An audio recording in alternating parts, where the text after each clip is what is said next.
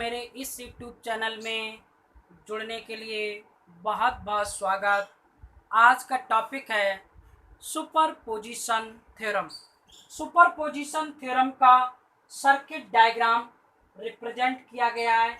इस circuit diagram में to energy source E1 और E2 है, जिसकी इंटरनल रेजिस्टेंस R1, R2 और R3 है। लूप फर्स्ट में फ्लो होने वाली करंट I1 और लूप सेकंड में फ्लो होने वाली करंट I2 है। तो ये एक आपका सर्किट दे रखा है, यानी सर्किट डायग्राम दे रखा है। इस सर्किट डायग्राम के अकॉर्डिंग सुपरपोजिशन थ्योरम का जो स्टेटमेंट है वो ये शो करता है कि इस सर्किट के अकॉर्डिंग इसका स्टेटमेंट एक या एक से अधिक एनर्जी सोर्स वाले एनर्जी सोर्स वाले किसी इंटरनल इम्पीडेंस नेटवर्क में फ्लो होने वाली करंट की वैल्यू उन वेक्टर योग के बराबर होती है जो अलग अलग एनर्जी सोर्स के कारण फ्लो होती है। तो कहने का मतलब ये है कि ये स्टेटमेंट था। इस स्टेटमेंट का ये मकसद है केवल, यानी कि ये दो एनर्जी सोर्स हैं। इन दो एनर्जी सोर्स के कारण इस नेटवर्क के अंदर फ्लो होने वाली करंट है, इस लूप में फ्लो होने वाली करंट की वैल्यू अन्य सोर्स के द्वारा फ्लो होने वाली करंट की वैल्यू के वेक्टर सम के बराबर होती है। यानी कि I1 is equal to I1 dash plus I1 double dash, I2 dash is equal to I2 dash plus I2 double dash.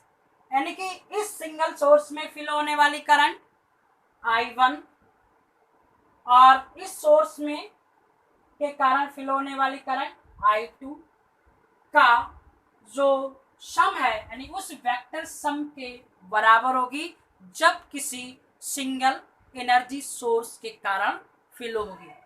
तो इसमें क्या है, इसके अकॉर्डिंग हम फर्स्ट और सेकंड मैश या लूप के अंदर हम किरचॉफ्स लॉ अप्लाई कर सकते हैं। तो E1 is equal to I1 R1 plus R3 plus I2 R3, E2 बराबर I2 R2 plus R3 plus I1 R3। Equation number first, equation number 2। ये हमारी इक्वेशन फर्स्ट और सेकंड रिप्रेजेंट हो गई। इन इक्वेशन को अब हम कहते हैं कि यदि हम इनमें से किसी एक एनर्जी सोर्स को रिप्लेस कर दें, तो कहने का मतलब उस इंटरनल इम्पीडेंस के द्वारा इस तरह से हम इसको रिप्लेस कर दें उस कंडीशन में, या इसको भी रिप्लेस कर दें, तो दोनों में से किसी एक को भी रिप्लेस हम कर सकते हैं। तो हमने क्या करा, पहले हमने E2 को रिप्लेस कर दिया। इस कंडीशन में करंट क्या हो जाएगी I1 डैश और ये बन जाएगी आपकी I2 डैश। तो ये I1 डैश हो गई और ये क्या होगी आपकी I2 डैश हो गई। इसके कारण ये वैल्यू क्या हो गई, 0 हो गई। तो ये क्या हो जाएगा 0। तो ये बन जाएगा आपका E1 is equal to I1 dash R1 plus R3 plus I2 dash R3। 0 is equal to I2 dash R2 plus R3 plus I1 dash और R3। इक्वेशन नंबर 3 और इक्वेशन नंबर 4।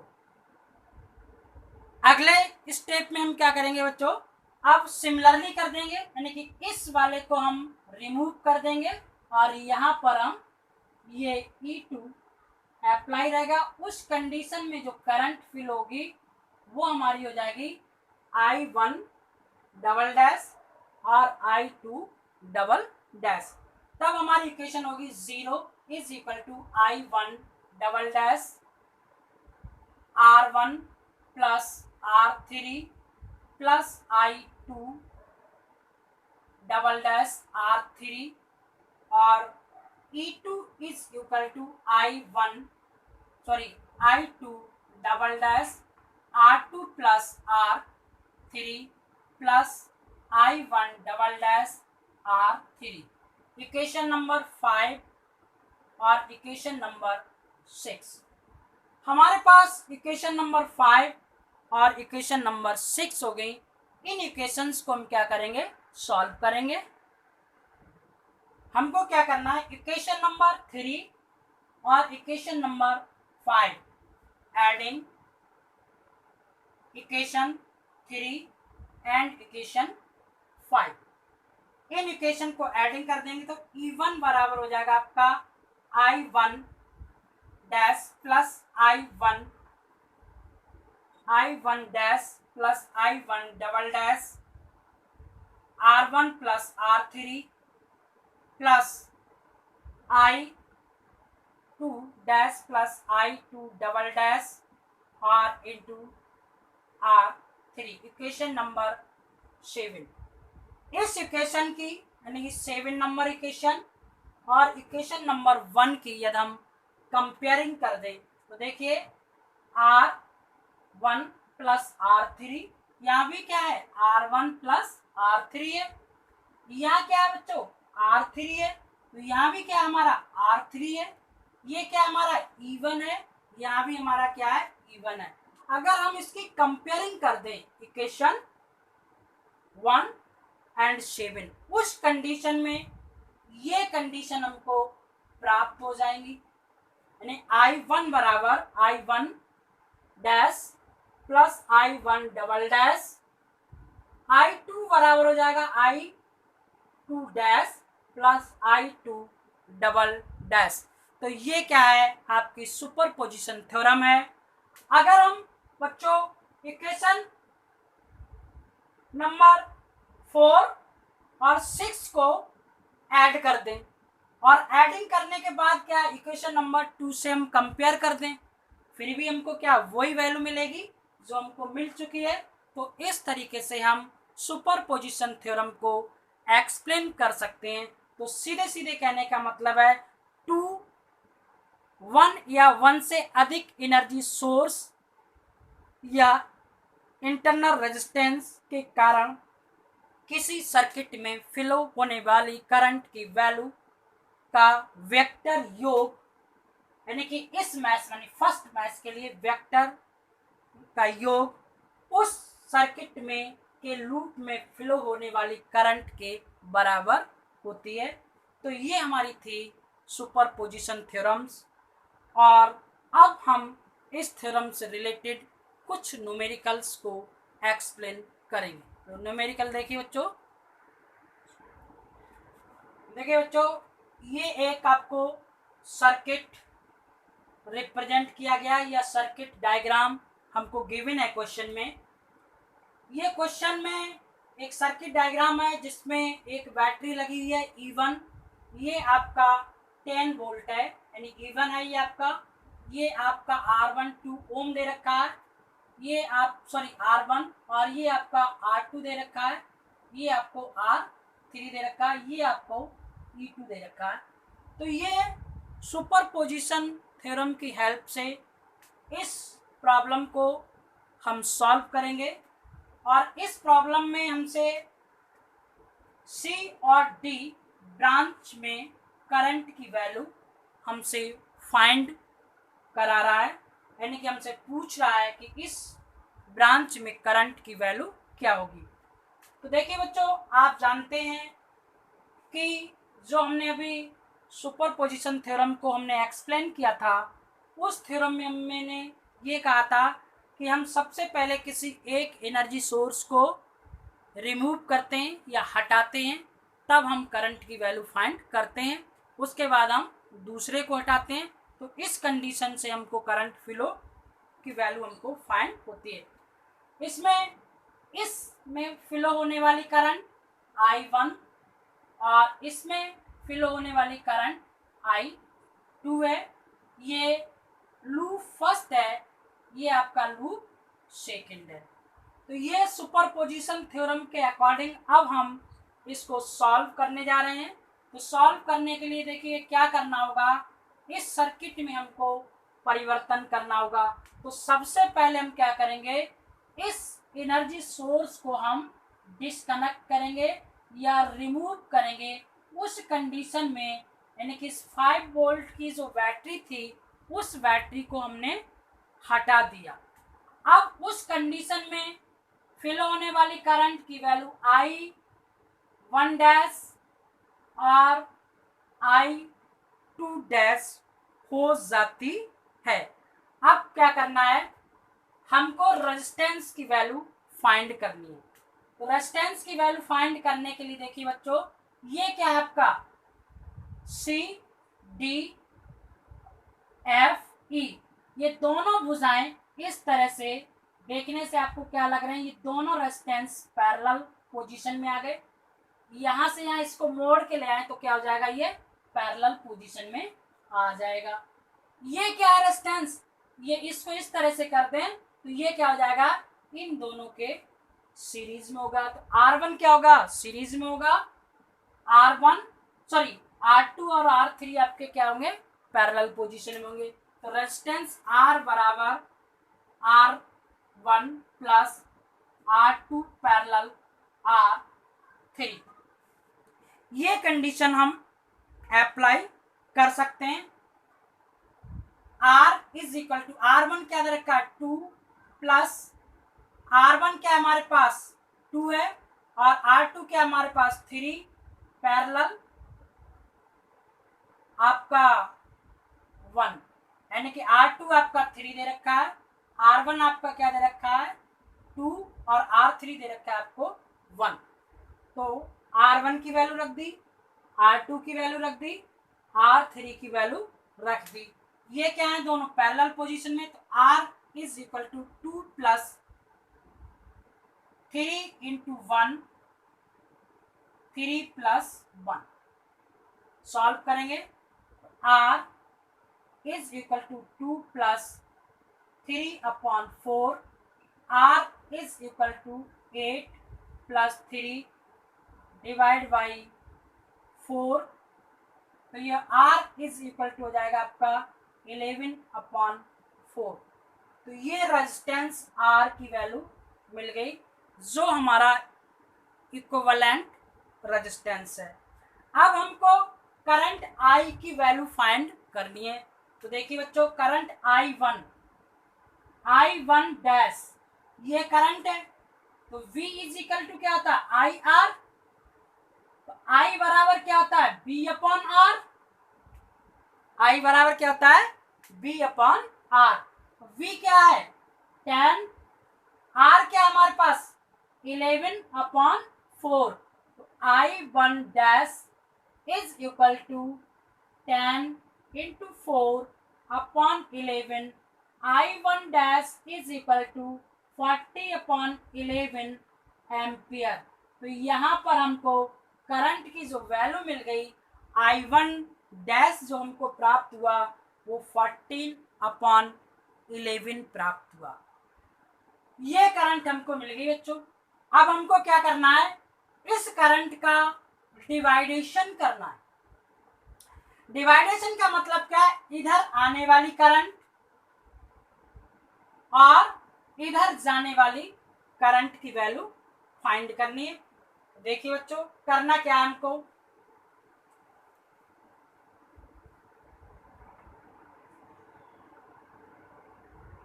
इस वैल्यू में क्या करना है, I ये fill होती है, इसमें क्या होता है, इस वाली करंट की जो वैल्यू होती है, सॉरी ये एरो गलत हो गया, इसमें क्या होता है दोनों करंट सम्मिलित होकर फिल होती है सोर्स के द्वारा। तो ये हो जाएगा I1 dash is equal to, इस पॉइंट पर यानी C पॉइंट पर करंट 2 पार्ट्स में डिवाइड होगी और वो करंट की वैल्यू उस रेजिस्टेंस के इनवर्सली प्रोपोर्शनल होगी। तो कहने का मतलब है I1 इज इक्वल टू आपकी जो वैल्यू फाइंड करनी है, तो यहां से करंट की वैल्यू होगी, ये रेजिस्टेंस हो जाएगा R2 upon R2 plus R3 into I1। This current, इसको I1 डैश, क्योंकि इसको हम डिवाइड करेंगे तो ये करंट की वैल्यू क्या हो जाएगी, यहां से करंट हो जाएगी आपकी 3 अपॉन R, यानी कि 3 प्लस 1 इंटू 14 अपॉन 11, तो 3 इंटू 40 बटे 4 इंटू 11, 4 से 10, तो ये हो जाएगा आपका 30 अपॉन ये हो जाएगा आपका 11 एम्पियर I1 डैश, यानी एक रेशियो हो गया आपका I1 डैश का। इस पॉइंट पर I1 डैश की वैल्यू जो है इस साइड आने वाली 30 अपॉन 11 एम्पियर। अगर I2 डैश चाहिए हमको तो क्या करना होगा, R3 upon R3 plus R2 into I1 dash. I2 dash is equal to, ये हो जाएगा आपका 1 अपॉन 3 प्लस 1 I1 डैश, और ये हो जाएगा आपका 1 अपॉन 4 इंटू 14 अपॉन 11, यानी कि 10, तो ये हो जाएगा आपका 10 अपॉन 11 एम्पियर I2 डैश बराबर। तो यहाँ से हमको I1 डैश और I2 डैश के रेशियो पता चल गए, लेकिन हम इनको अलग अलग रिप्रेजेंट करेंगे। एक्चुअल में ये क्या हो जाएगी, ये हमारी 3 नंबर की करंट हो जाएगी और ये हमारी क्या हो जाएगी 4 नंबर की करंट। ये हमारी क्या है 2 नंबर करंट है, यानी 1 2 3 इस तरह से हम लिख सकते हैं, लेकिन हमको यहाँ से रिप्रेजेंट नहीं करना है तो हम केवल इसी तरह से लिख सकते हैं। तो ये तो करंट थी हमारी जब हमने इस मैथ के अकॉर्डिंग इस वोल्टेज को रिमूव किया। अब हम इसको हटाना चाहते हैं, तो हटाने के लिए हमको क्या करना होगा, देखिए बच्चों, इस पोजीशन में यानी कि ये 5 वोल्ट हमने अप्लाई रखा और ये हमने डिस्कनेक्ट कर दिया। उस कंडीशन में करंट की वैल्यू I1 डबल डैश और I2 डबल डैश प्राप्त होगी। तो देखिए बच्चों, उस कंडीशन में जो रेजिस्टेंस की वैल्यू होगी वो हमारे पास क्या होगा,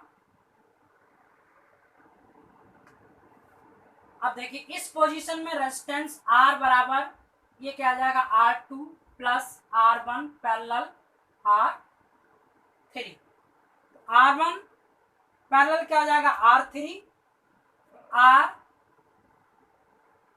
is equal to 3 plus 1 parallel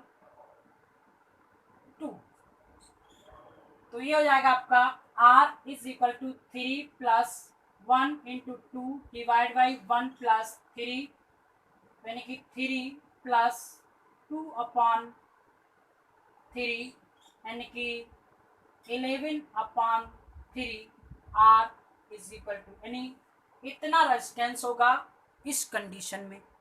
अब इसकी वैल्यू फाइंड करनी है। इस वैल्यू के अकॉर्डिंग हम क्या करेंगे, अब हमको यहाँ से I2 डबल डैश की वैल्यू फाइंड करनी है। तो I2 डबल डैश क्या हो जाएगा, V कितना आपका 5, R कितना हो गया 11 upon 3, I2 double dash is equal to 5 into 3 divide by 11 ampere या 15 अपॉन 11 एम्पियर। तो ये क्या हो गई आपकी I2 डबल डैश की वैल्यू फाइंड हो गई। अब ये I2 डबल डैश इस पॉइंट से क्या है 2 रेशियो में डिवाइड हो रहा है, तो एक रेशियो क्या हो जाएगा I2 double dash is equal to ये वैल्यू क्या है, उस कंडीशन में हमको वैल्यू फाइंड करनी होगी। तो ये वैल्यू हो जाएगी आपकी 2/3, यानी 2/3 इंटू 15/11, यानी कि R1 प्लस R3 और इंटू I2 डबल डैश। ये हम रिलेशन यहाँ लगा दें तो ये हो जाएगा 5, यानी कि I2 double dash is equal to 10/11 ampere, 10/11 ampere. ये करंट की वैल्यू हो गई। दूसरी करंट की वैल्यू क्या होगी, देखिए बच्चों,